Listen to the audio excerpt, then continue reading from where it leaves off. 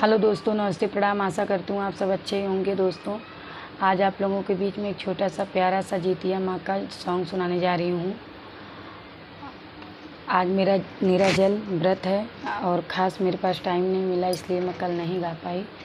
और आज मेरा व्रत भी है और मेरा गला नहीं सही से चल रहा है। आप लोग मेरे चैनल का सपोर्ट कीजिएगा दोस्तों।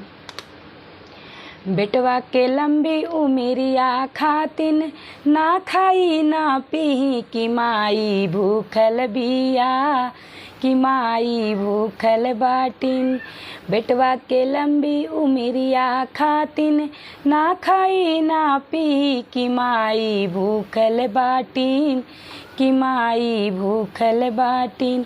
अरे जितिया है देवता पितर से हाथ जोरे गोहराई कि माई भूखल बाटिन, कि माई भूखल बाटिन। प्रेम के सागर होली ममता के होली मैया मूरत। प्रेम के सागर होली ममता के होली मैया मूरत। कवनो हालत में पूरा करेली बेटा के जरूरत। प्रेम की सागर होली ममता की होली मैया मूरत।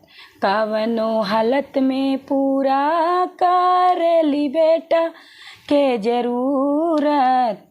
माई के रहते दुख दर्दिया बेटा के ना छुपाई कि माई भूखल बिया, कि माई भूखल बिया। बेटवाला लंबी उमिरिया खातिर ना खाई ना पी कि माई भूखल बाटिन, कि माई भूखल बाटिन। माई जितना मानी उतना मानी न दुनिया जहान हो।